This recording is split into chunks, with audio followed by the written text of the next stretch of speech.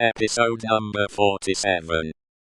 Mr. Darnay had kissed her hand fervently and gratefully, and had turned to Mr. Stryver, whom he warmly thanked. Mr. Stryver, a man of little more than 30, but looking 20 years older than he was, stout, loud, red, bluff, and free from any drawback of delicacy, had a pushing way of shouldering himself, morally and physically, into companies and conversations that argued well for his shouldering his way up in life. He still had his wig and gown on, and he said, squaring himself at his late client to that degree that he squeezed the innocent Mr. Lorry clean out of the group. "I am glad to have brought you off with honour, Mr. Darnay.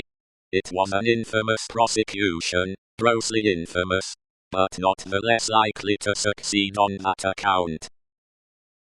You have laid me under an obligation to you for life, in two senses," said his late client, taking his hand. "I have done my best for you, Mr. Darnay, and my best is as good as another man's, I believe. It clearly being incumbent on someone to say, much better." Mr. Lorry said it, perhaps not quite disinterestedly, but with the interested object of squeezing himself back again. "You think so?" said Mr. Stryver. "Well, you have been present all day, and you ought to know. You are a man of business, too." "And as such," quoth Mr. Lorry, whom the counsel learned in the law had now shouldered back into the group, just as he had previously shouldered him out of it, "as such I will appeal to Dr. Manette, to break up this conference, and order us all to our homes. Miss Lucy looks ill, Mr. Darnay has had a terrible day, we are worn out."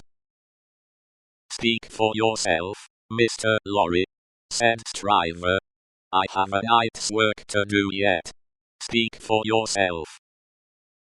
"I speak for myself," answered Mr. Lorry, "and for Mr. Darnay, and for Miss Lucy, and, Miss Lucy, do you not think I may speak for us all?"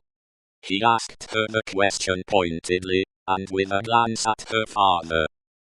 His face had become frozen, as it were, in a very curious look at Darnay, an intent look, deepening into a frown of dislike and distrust, not even unmixed with fear. With this strange expression on him his thoughts had wandered away. "My father," said Lucy, softly laying her hand on his. He slowly shook the shadow off, and turned to her. "Shall we go home, my father?" With a long breath, he answered, "Yes." The friends of the acquitted prisoner had dispersed, under the impression, which he himself had originated, that he would not be released that night.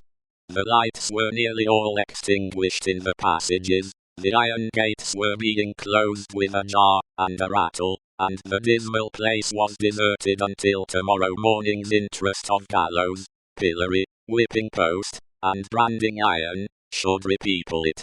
Walking between her father and Mr. Darnay, Lucy Manette passed into the open air. A hackney coach was called, and the father and daughter departed in it. Mr. Stryver had left them in the passages, to shoulder his way back to the robing room. Another person, who had not joined the group, or interchanged a word with any one of them, but who had been leaning against the wall, where its shadow was darkest, had silently strolled out after the rest, and had looked on until the coach drove away. He now stepped up to where Mr. Lorry and Mr. Darnay stood upon the pavement.